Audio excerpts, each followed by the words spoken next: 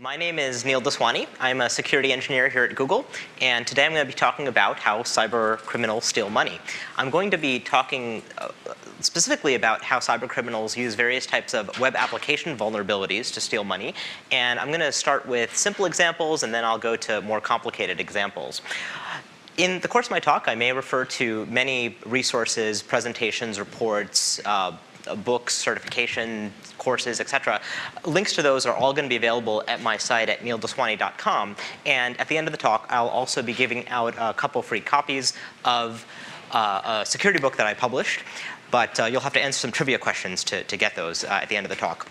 Before I go ahead and get started, the one additional thing that I wanted to mention is that given that this is a security talk, if you have any Google-specific questions, I'm going to ask you to hold them until the end of the talk, until we stop taping, and then you can ask those. But if you have general questions about the presentation or some of the techniques, then I'd be happy to take those either at the middle of the talk or at the end of the talk before we stop videotaping.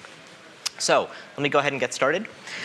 One of the major shifts that's occurred over the past 3 or 4 years is that the profile of the attackers has changed. So up until about 3 or 4 years ago, when people used to write worms and viruses, they would typically want to just make names for themselves. They would release their worms out there. It would cause lots of traffic. Some servers would come down. Some patch would get deployed, and the game would be over. But the big shift that's occurred over the past 3 or 4 years is that as more and more commerce has started taking place on the internet, and as more businesses have started making more money from that commerce activity, the bad guys want to get their share.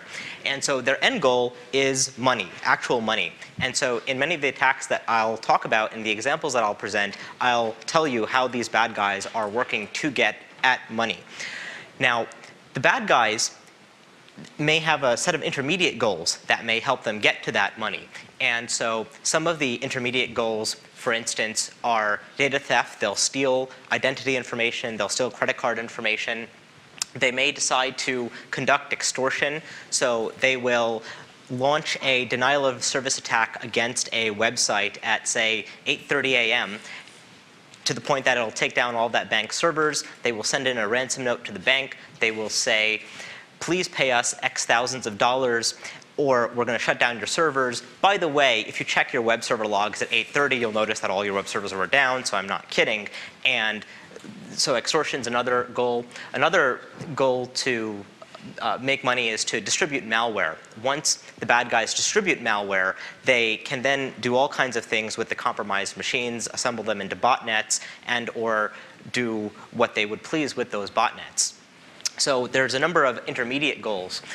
To give you a concrete example of such a organized crime network, so I mentioned that the attacker profile has shifted from amateurs to professionals that want to make money, and in many cases those professionals are very organized. It is their full-time job to attack sites.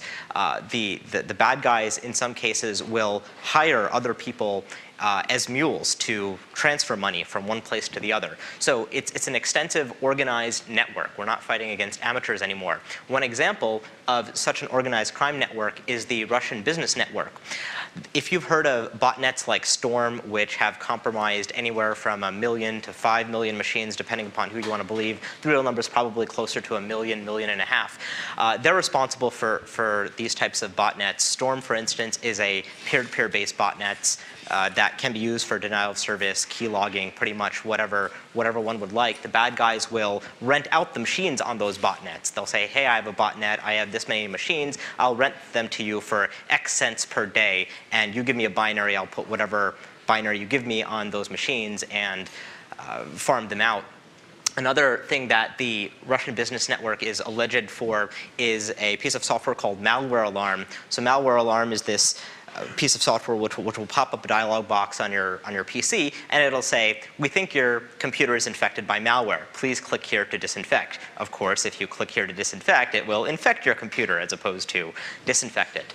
And so the Russian business network is a fairly organized group. For those of you that are interested in learning more about the Russian business network, come up to me after the talk. I can tell you some fun stories. So the goals of cybercriminals have changed over the years. to give you a little bit of data about various pseudo goals and intermediate goals that the bad guys have, this is a graph that I pulled out from a web hacking incidents database report that was done by Breach Security. They basically looked at a whole bunch of organizations over the course of 2007 and what types of attacks were reported for all of 2007. And so you can see that what the bad guys were mainly trying to do is steal sensitive information, like credit card numbers, identity information. Once they steal that information, they can do various things with it. They could decide to use that sensitive information for their own gains. For instance, if they've stolen credit card numbers, they can then burn those credit card numbers onto blank mag stripes of their own and hand those out to mules, who they then tell to go to ATMs and try to do cash advances and whatnot, or use the cards at various points of sale. So that's one thing they can do with stealing sensitive information. The other thing that they could decide to do is to just sell the information on the black market. So the bad guys have a whole bunch of IRC channels as well as other ways of communicating with each other, and there's an underground economy, there's a market. So on the underground market, a credit card number might be worth, say, $10 per credit card number, and they can get bought and sold in bulk. So stealing sensitive information is one thing that the bad guys do. The next highest category of intermediate goals for the bad guys that's listed on this slide is defacement. So that's simply somebody changes what's on the front page of the website to get their own, say, political message across. Now, I should mention that this particular report queried a lot of government agencies. And so because the number of government agencies queried in this report tends to be a little bit on the high side, we said defacement is probably a little bit on the high side with regards to other databases that I've seen describing incidents. The next highest is planting malware. So once the bad guys, say, break into a website, they will put some JavaScript and or ActiveX object tags onto pages such that when good users visit those pages, visit these legitimate sites, they have a binary download to the machine and they get infected without even knowing it. So that's the next biggest category. You can imagine that if we were to look at more commercial websites as opposed to government websites, the amount of planting malware would increase and the amount of defacement would decrease, simply because if a website is highly trafficked and there's lots of users going there, the bad guys simply want to take advantage of that traffic to deploy their malware and then decide what to do with the users after that point. There's one final point I want to make about this graph, and this graph is based on incidents as opposed to vulnerabilities. So for those of you that are familiar with web application vulnerabilities, you may be aware that cross-site scripting happens to be a major problem on the internet. A lot of the vulnerabilities reported are typically cross-site scripting vulnerabilities. And I'll chat a little bit about some types of cross-site types of attacks later in the talk, but the thing to keep in mind is that those are vulnerabilities as opposed to the actual incidents. This graph shows incidents, so what the attackers are actually trying versus what, say, security researchers are trying. So this slide summarizes some things about the intermediate goals on the part of the attacker. So I've given you some high-level information about trends in this space. I'll talk a little bit more about trends, but what I'm going to do is start with a simple, concrete attack, show you how it works, and then I'm going to show you some more complicated attacks as well. So I'm going to talk about SQL injection first. Actually, let me just get a quick show of hands. How many of you are familiar with SQL injection? OK, good. More than half the room, which is great. So I'm going to go through this example relatively quickly. Basic idea is that a good user might access a website in the following way. They have a web browser. They need to authenticate themselves to a web server. They typically supply a username and password. The web server then uses that username and password to allow the user to log in. Of course, before allowing the user to log in, they need to figure out if this user is indeed authentic. So the web server might make a query to a database. The database command that gets constructed may get constructed based on the user input. So the user supplied a username. The web server needs to select the corresponding password from the database and see what the corresponding password is for the username that was entered. Of course, the bad guy is not going to enter your regular run-of-the-mill username. The bad guy is instead going to enter a username like quote, semicolon, drop table users, semicolon, hyphen, hyphen, and enter something for the password. It really doesn't matter what. But the idea is that after this input is entered and is substituted into the query, the quote will close off the string literal. The semicolon will close off the first database command. The rest of the input will make up a second database command. These hyphens will comment out the apostrophe that the web application put in. And in old databases, this actually used to execute just fine and would end up deleting all the information about all the users in the database in one shot. So this would be an example of a denial of service attack that occurs based on SQL injection. Now, these types of attacks have become so prevalent and so popular and they're so well known, there's even cute cartoons about them. I'll go ahead and let you read the cartoon.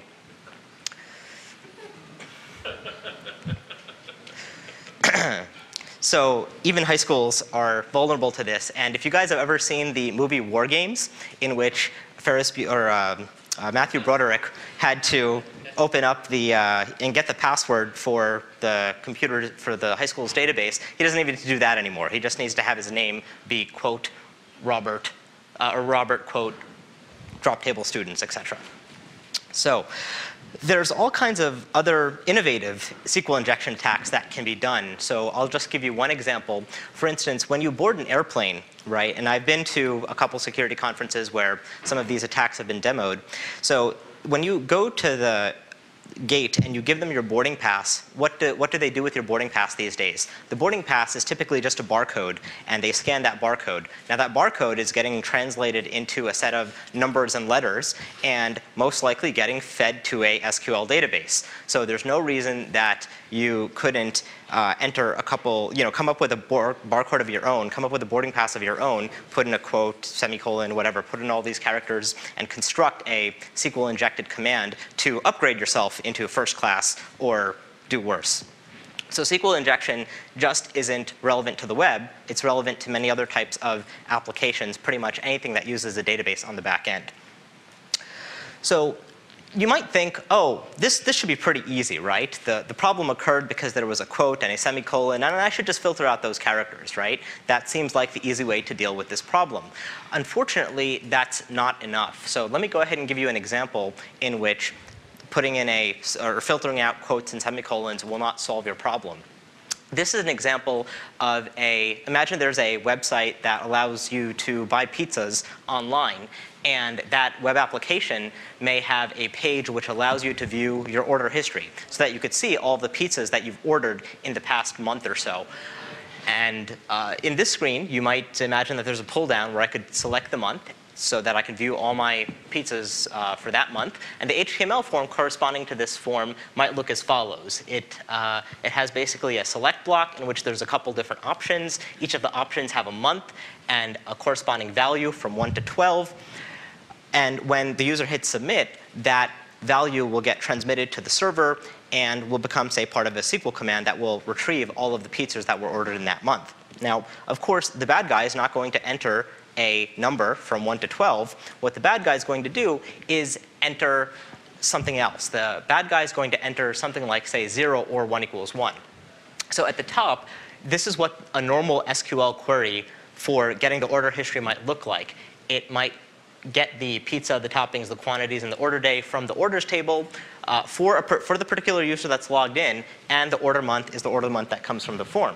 On the other hand, if the bad guy types in 0 or 1 equals 1 for the input, what's going to happen is the order month equals 0 will evaluate to nothing, but the order 1 equals 1 will evaluate to true for every single row that the database evaluates this for. And so what will get returned is all of the pizzas that were ordered by anybody. And so what the attacker is going to get is a screen that will look like this, where it will contain the pizzas, the toppings, etc., for all of the pizzas that were ever ordered from that website.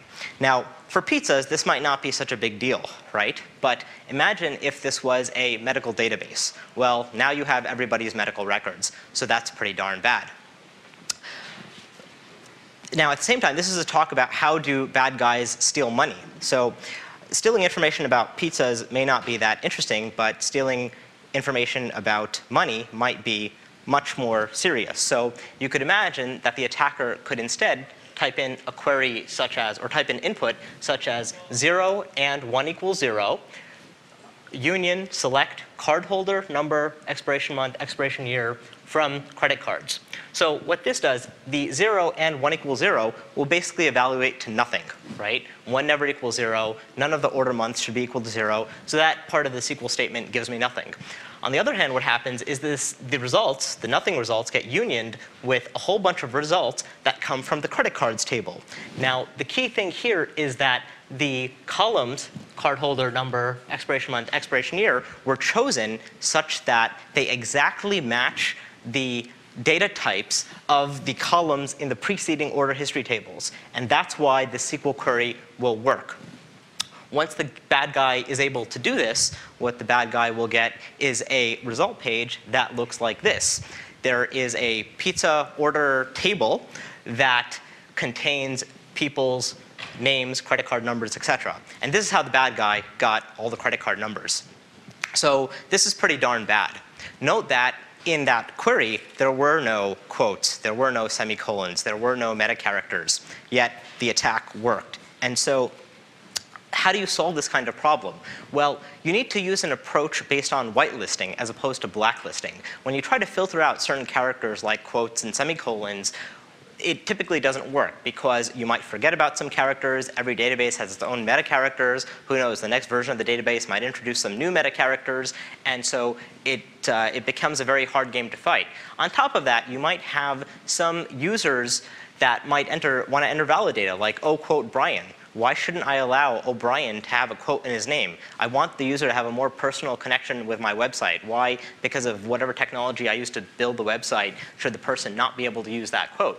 And so the right way to deal with these problems is to use an approach based on whitelisting. Anytime that you're taking input from users on a website, you want to constrain and specify what is the exact set of safe, valid values that should be allowed. And so you could imagine that if I'm accepting some kind of alphanumeric string, I might use a regular expression like this. Or if I'm accepting a month, I might use a regular expression like 0-1 to 0-9. You could, of course, write much, much better regular expressions. But the idea here is not to show you the regular expressions in particular, but to just basically make the point that you should use regular expressions to constrain the correct set of input to what you would expect it to be. And basically give the user an error, some kind of error which doesn't reveal a lot of information to the user if the input doesn't match what you might expect.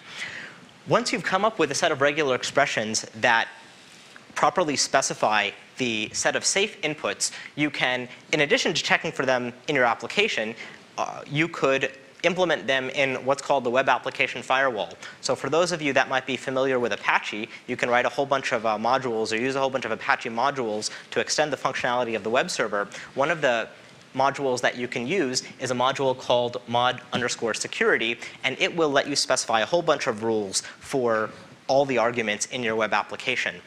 So that is a tool that I'd encourage you to take advantage of.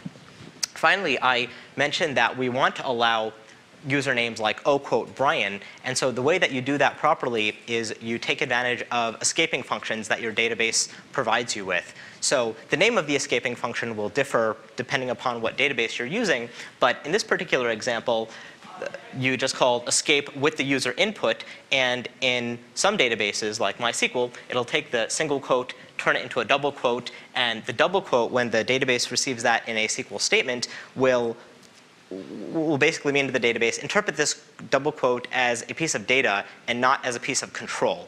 And that will help deal with the issue.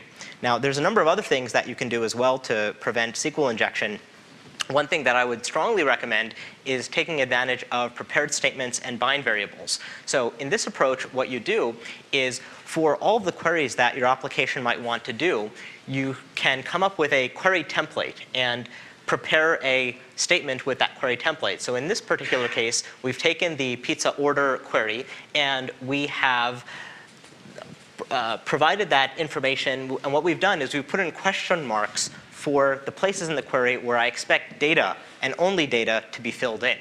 And once the query template is specified, you can then have separate statements that will fill in these placeholders, placeholder number 1 with the user ID, placeholder number 2 with the parameter corresponding to the month. And the idea here is that when the database driver executes this, when the database looks at this, it will always interpret this information as data. It will not allow the structure of the query to change. And so you could imagine that what you could also do is create just one file in your application or keep all of your queries in separate places such that in your regular code, you should never really have SQL. And that will help you from a code auditability standpoint to make sure that you don't have these types of SQL injection errors. So I highly encourage the use of prepared statements and bind variables to deal with SQL injection. So I talked a little bit about mod security. Mod security is a type of a web application firewall. And so the idea here is that without a WAF, when the user makes a connection to your web server, the connection is pretty much directly to the web server. There's nothing that can really intermediate the user's request. If you do use a WAF that's either linked into the web server or that's sitting in front of the web server, the idea is that when the user input comes in, it can basically run all the user input through various regular expressions and check for invalid types of input. So that's how mod security works. Except mod security is actually linked in the web server as opposed to a separate box. There are also web application firewalls that sit in front of a box, but the last thing you need is another security appliance to manage. And so while that is one option, there are others as well that can be based on software.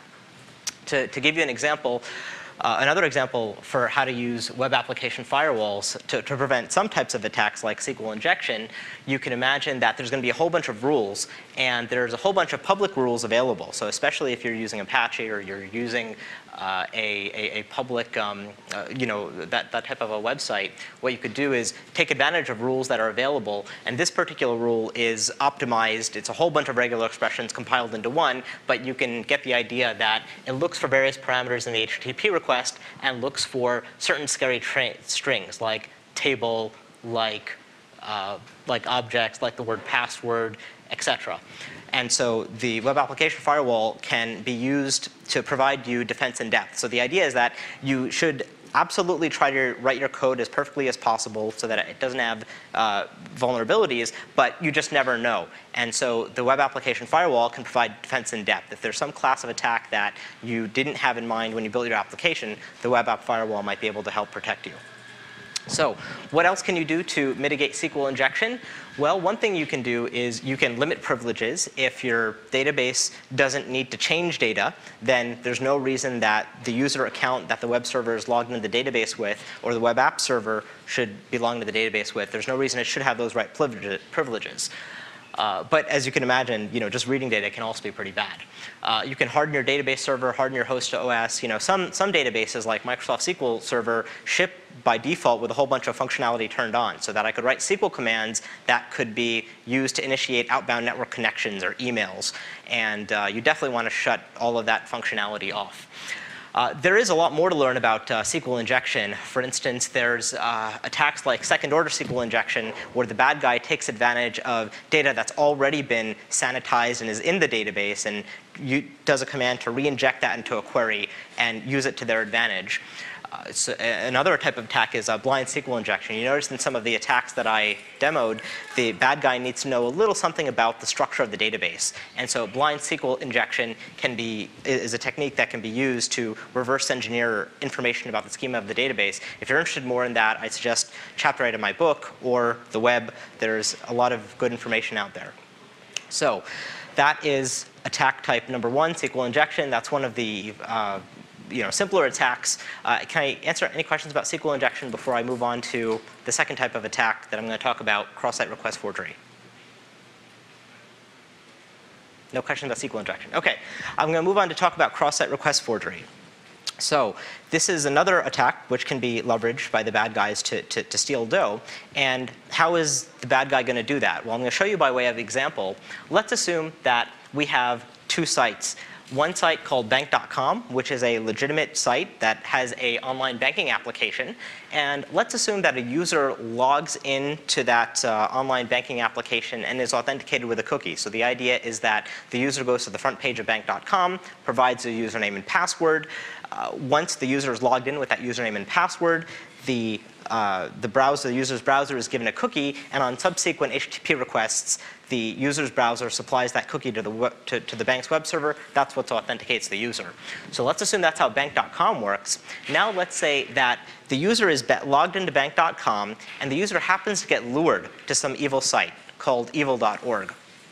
The idea here is that a user might receive an email, and there might be a link in it. They might end up clicking on it. There's many, many different ways to lure the bad guy to evil.org. But let's say that there is this site called evil.org, and it has some malicious web pages. Let's look at how evil.org can effectively steal money right out of the user's bank account.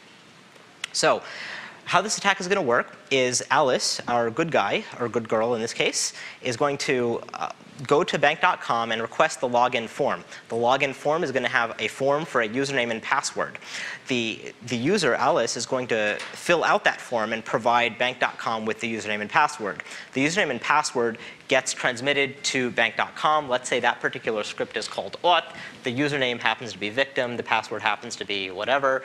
And bank.com checks that information in their backend database. It checks out, and so bank.com sends Alice a cookie. Here's your session ID. You can give me back this identifier to authenticate yourself. Now, you can imagine that in a normal world, in a good world, Alice might then, once she's logged into the bank's web server, she might click on a link saying, I want to view my balance. So what happens when Alice clicks on the view balance link? Well, a view balance script might get called. Of course, because this cookie came from bank.com and Alice is making another request to bank.com, the browser provides bank.com the cookie. And so bank.com says, oh, OK, I know this is Alice. She just logged in. Let me go ahead and give her bank balance because she's an authentic user. So it says your balance is $25,000. Now, of course, let's look at what happens when Alice gets lured to a evil.org site in the middle of this interaction. So as before, Alice makes a connection to bank.com. She requests the login script. She authenticates herself with a username and password. She's given a cookie. Now, what's going to happen at this point is, let's say that while she's logged into bank.com in one window, she opens up another window and is reading her email and happens to click on some link, or comes up on some drive-by download page or whatever, and is served a page by evil.org. Well, what evil.org can do is serve her a web page that has some HTML on it. So let's say that Alice requests evil.html. And on evil.html is the following tag. And I've simplified this from a technical standpoint just to make the clarity of the explanation a little bit better. But you can use JavaScript or whatever else. But the idea is that there's this image source tag that has a URL that says, go make a request to bank.com. And so it specifically says, hey, go ahead and make this request to this paybill script at bank.com to go ahead and get this quote-unquote image. And by the way, supply these parameters. The parameters are the attacker's address and the amount, in this case, $10,000. And so what does Alice's trusty browser do? Well, Alice's browser wants to do a good job for Alice, and so it makes a request to bank.com. And it calls the paybill script as was requested. It passes the parameters as were requested. And oh, by the way, since the browser was already logged into bank.com, it sends the bank.com cookie to bank.com. So bank.com gets this request from Alice saying that she should pay a bill to 123 Evil Street in the amount of $10,000 and looks at the cookie. The cookie is completely legitimate. So what does bank.com do? Bank.com goes ahead and issues the payment, right? Now, of course, if you're the attacker, you want to do a bunch of things to make sure that Alice didn't see that. So you open up, the way you do this is you send back this kind of script in a zero-size iframe so that Alice didn't really see anything. The other thing is that from an attacker standpoint, this would generate lots of forensic information, right? The evil guy doesn't want to go ahead and give exactly his address to the bank because at some point Alice is going to complain, is going to go back to the bank, say, I didn't withdraw this $10,000. So this is where hiring mules comes in. So if you've ever seen these websites where what the bad guys do is they'll put up a website that looks like it's a legitimate company. The legitimate company will have a bunch of job descriptions on it. One of the job descriptions will say, oh, we're looking for an assistant or a work-from-home job at some point. And that will have a whole bunch of qualifications listed for this person, like they should know how to type at a certain speed, they should know how to use the internet. And one of the interesting job qualifications is that they should have access to an internet bank account or a mail address. And so what the bad guy does is hires a bunch of mules and puts the mule's address here and gets the $10,000 sent to the mule, and then the mule is instructed as part of their job to keep 10% of it and then transfer the rest of it to the attacker's bank account. So that's how the bad guys turn cross-site request forgery attacks, web-based cross-site request forgery vulnerabilities into ways to steal money. Did that make sense? Any questions? OK. So that's how to use cross-site request forgery to steal money. How many of you have heard of an attack called drive-by farming? OK, very few of you. OK, how many of you, when you got your home router, changed your default username and password? Why isn't it everybody?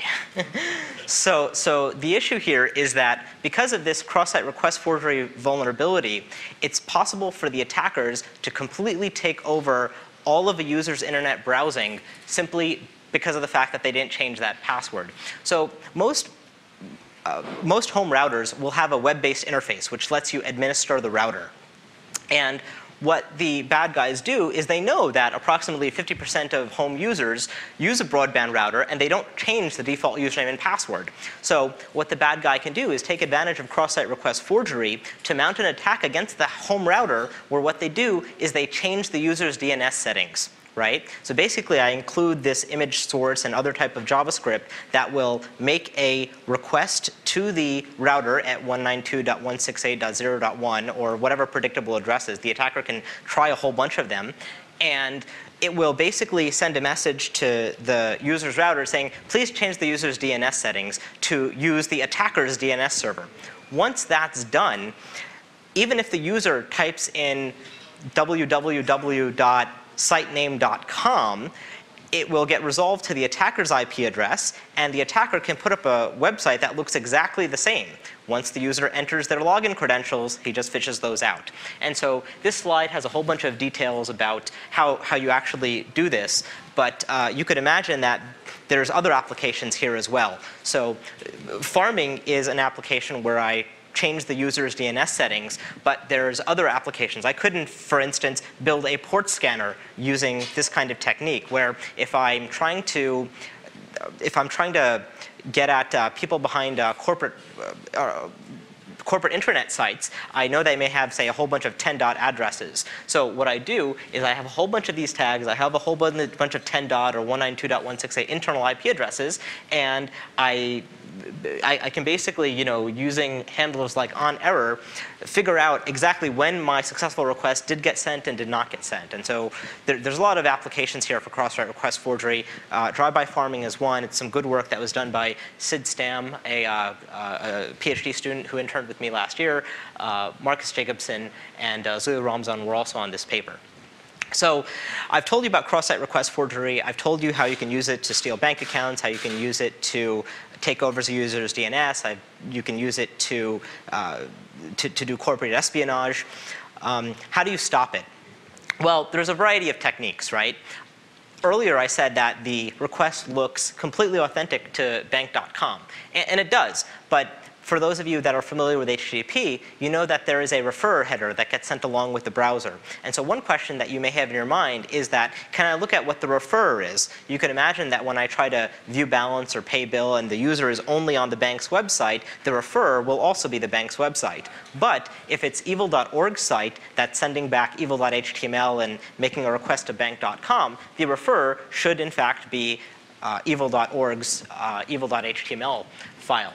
So So it's a good idea. The problem is that lots of users may use HTTP proxies for whatever reason. They may use anonymizing proxies. You might want to browse the web remotely. And so refers don't always necessarily get sent. So if you're looking at using refers to be a completely fail-safe mechanism to deal with cross-site request forgery, you're not going to get very far.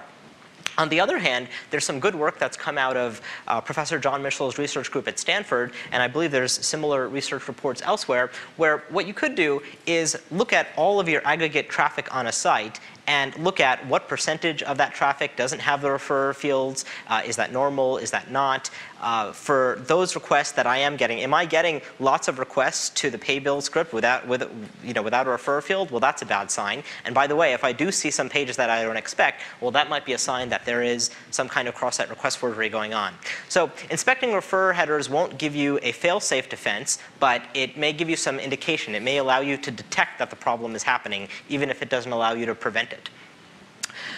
You can attempt to use a web application firewall, but the request pretty much looked legitimate to bank.com, so it's going to look legitimate to the web application firewall. Now, at the same time, I mentioned that you could look at distributions of traffic, and the web application firewall may help you do that, except for the fact that most firewalls, web application firewall, for instance, mod security, doesn't support that level of functionality. So that's another potential defense. Even better defenses are validation via a user-provided secret. So the idea here is that whenever the user is going to do some sensitive operation, like paying a bill, what you want them to do is you might want them to enter their password again. Right? The reason that the cross-site request forgery attack worked was because the bad guy was able to make a write request and didn't have to know any information about the user because of the fact that the cookie automatically got sent and automatically authenticated the user. On the other hand, if in the HTTP request to pay the bill, you require that the user provides their password again, then of course the hope is that the attacker does not know the user's password and will not be able to specify that secret in order to do the transaction. And of course, if the attacker does have the user's password, they can do a whole bunch of other bad things anyhow. So asking the user to type in their password or some other user-provided secret again, a PIN or whatever, is a good way to mitigate cross-site request forgery attacks. A fourth way that you can deal with cross-site request forgery is validation via an action token. So what you can do is take some secret that should only be known to the server, combine it together with things like the user's session ID, and use a cryptographic primitive like an HMAC to generate some new piece of data, some new signature that gets sent out with every page that you serve the user, and basically put that in all forms. And so the idea is that the bad guy won't know what action token to provide when doing the sensitive operation. And I've kind of glossed through the details of how to do that here, but if you're interested in all the details, Christoph Kern, my co-author, wrote up a great section on how to do this in the cross-site, cross-domain attacks section of my book, Chapter 10. And I'll be giving out some free copies. And for those of you at Google, we actually have that book available internally if you're interested in a copy. So that's how you can prevent and detect cross-site request forgery attacks. Can I take any questions about cross-site request forgery before I move on to cross-site script inclusion? No, clear, good. So the next attack that I'm going to talk about is cross-site script inclusion. It's similar to cross-site scripting, except it takes advantage of the fact that lots of web applications are now using Web 2.0 AJAX type technology. And so I'll tell you a little bit about some of the downsides and some of the new attacks that can happen if you're not careful about how you use AJAX objects like XML HTTP request.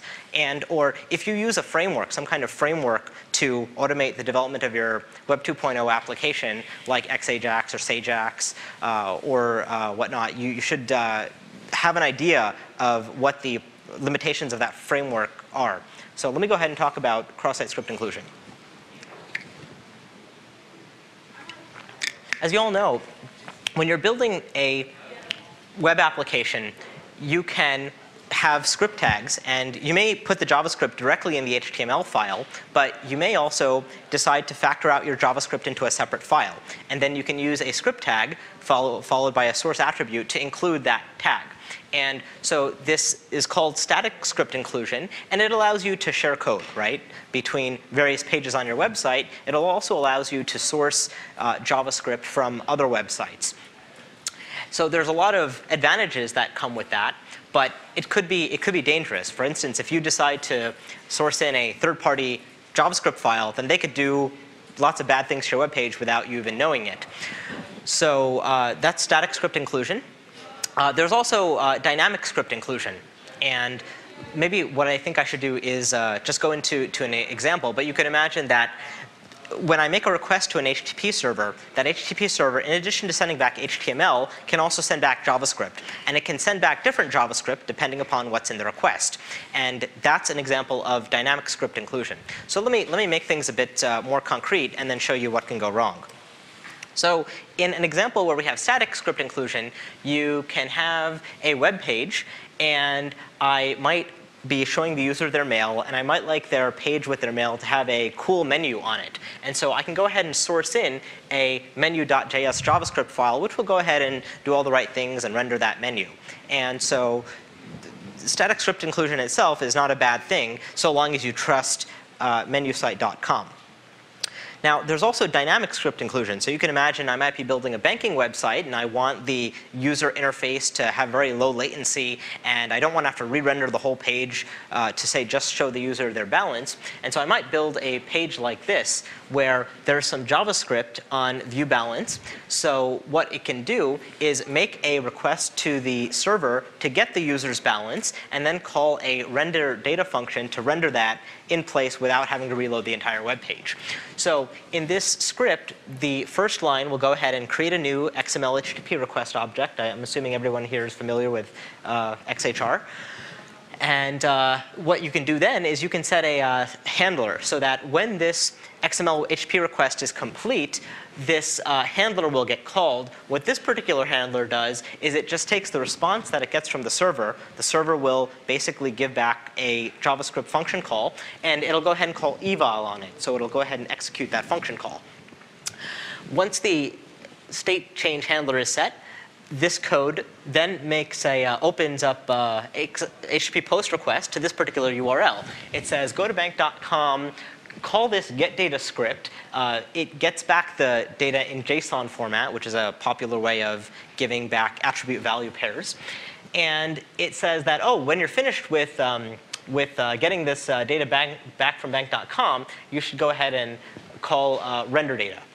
Or it's basically telling the server that give me a render data call as your result. And then it'll go ahead and send the HTTP request. And of course, also in this code will probably be the code of the function for render data, which will find the appropriate DOM object in the web page in which to stick the balance once it arrives back from the server.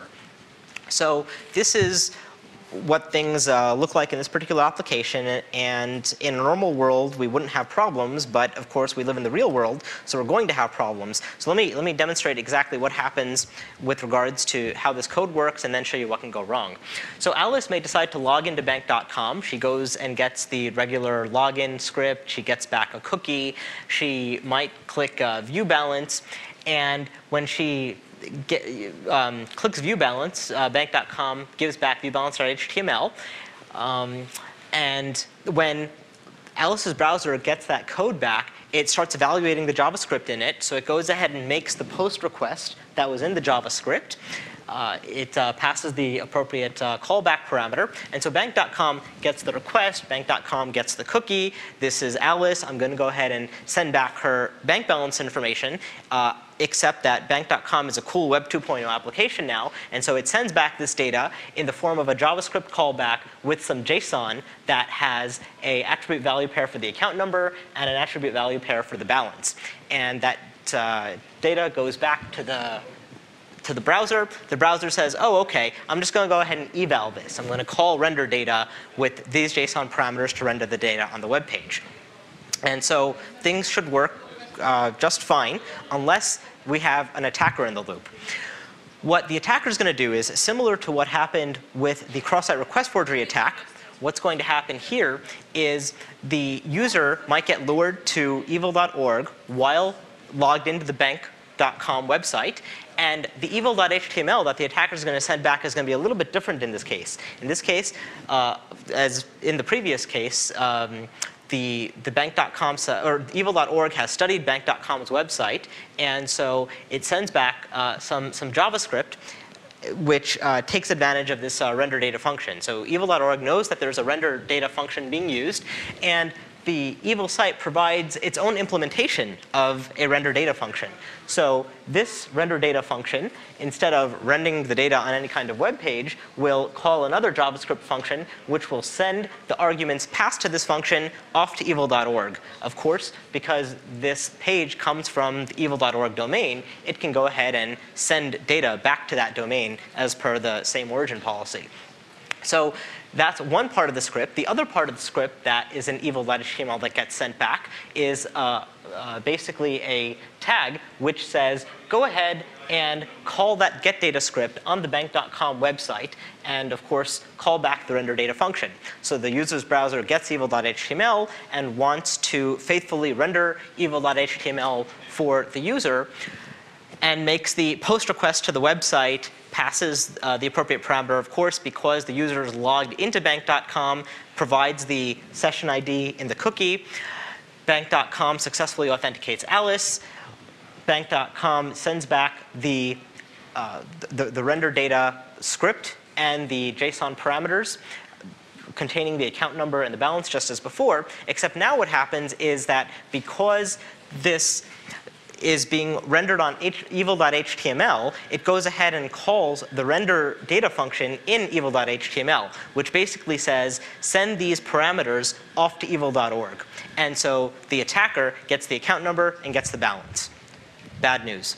And then the attacker can do whatever the attacker would like with this information. So this is yet another example of cross-domain security problem, and how the attacker can, in this case, steal the account number as well as find out what's in the balance, and then sell that information or do whatever we would like. So what happened in cross-site script inclusion is the malicious website requested dynamic JavaScript. The browser authentication cookies would be sent because the user is already logged into bank.com.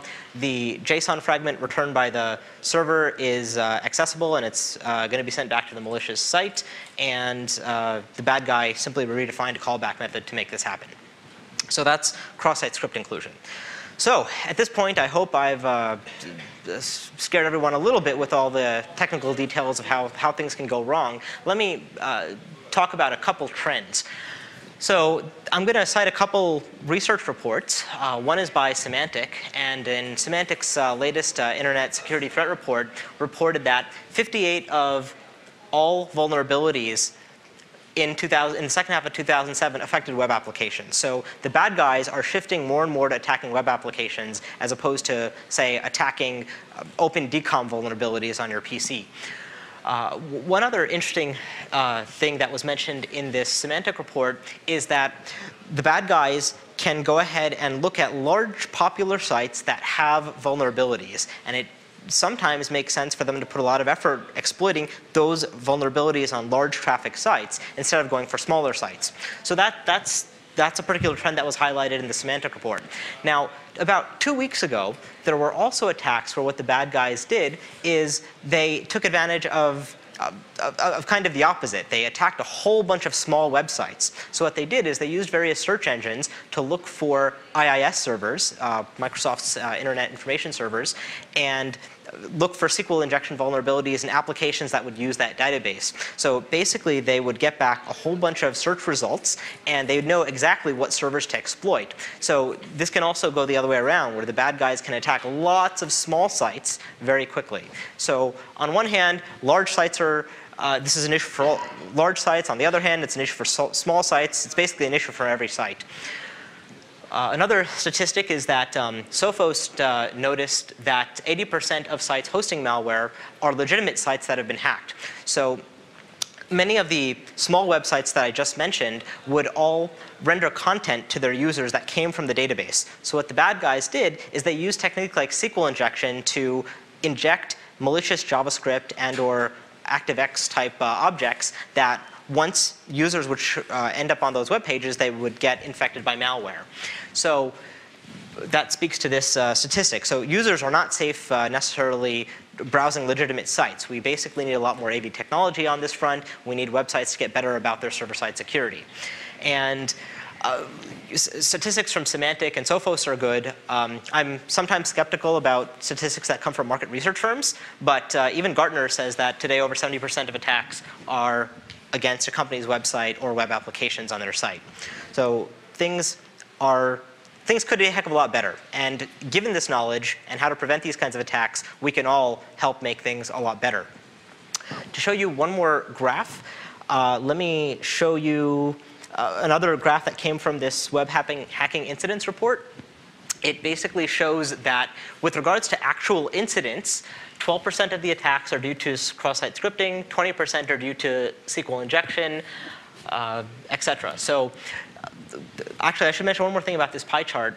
There's an organization called the OWASP, the Open Web Application Security Project, and they basically every year publish a top 10 web vulnerabilities. So what breach security did in this case was they took those top 10 web vulnerabilities, plotted them against the incidents, and found that the number one web vulnerability, cross-site scripting, actually was only 12% of the attacks, whereas SQL injection, while it was number 2, actually accounted for more incidents.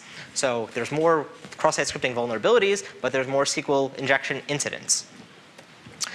So let's see, I'm going to summarize by telling you where you can learn more. I'm going to tell you about some courses, certification programs, etc. This list is not comprehensive by any means. You can learn more about security pretty much at every university. A lot of the good universities, in addition to having things like cryptography courses, are now introducing system security courses. So CS 155 at Stanford, W4187 at Columbia, CS 161 at Berkeley. There is a much more comprehensive list at Avi Rubin's website. So you can check that out.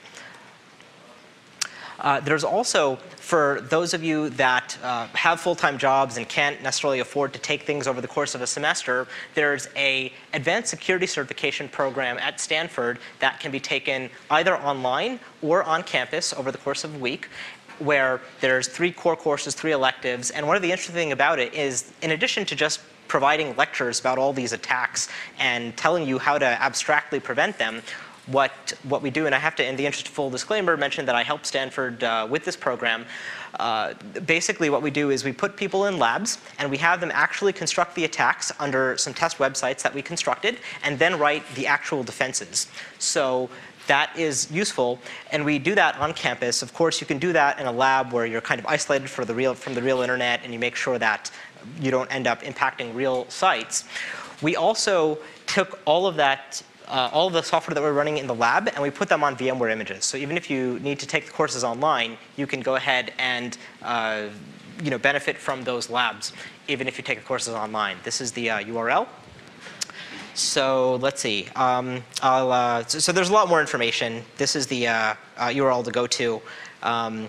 Actually, this should be scpd.stanford.edu/advanced-security. The next course is coming up in July, so keep an eye out for it. There's other security certification programs available. There's a certification called the CISSP, the Certified Information Security Professional. It's much more broad. It focuses on various aspects of security beyond just software security. It focuses on physical security, telecom security, etc. There's also a new certification that's come out from a group called SANS, called the Secure Software Programmer Assessment. It's basically, both of these are actual multiple choice tests, so you'll learn a lot by preparing for them. There's also lots of books. There's my book, Foundations of Security, What Every Programmer Needs to Know. I'll give out some copies. I'll do some trivia questions in just a second. There's also a lot of other good books. I'd recommend Ross Anderson's Security Engineering. It's actually available for free online. Just enter this into Google or your favorite search engine. I also highly recommend Gary McGraw's Building Secure Software book and Viega and Messer's Secure Programming Cookbook books. Let's see, there's also a website that we've helped make available called code.google.com/edu. If you need to teach a security course, you can just download materials off of this site and there's slides, there's programming assignments. So if you're responsible for teaching security to other folks, this is a resource that you could take away for free. There's also free slides corresponding to every chapter in my book at learnsecurity.com/NTK. And let's see, so I think that concludes all the information that I wanted to tell you. The key point here is that software security is every engineer's problem. It's not as if there's some group of magical security engineers that are going to take care of securing your application after it gets developed. It really needs to be every engineer's job. And I mentioned a various set of resources. In addition to my website, neildeswani.com, you can also go to learnsecurity.com. My contact information is there. So I hope that you guys have learned at least one thing new. I'd be happy to take any questions at this point. OK, thanks for your time.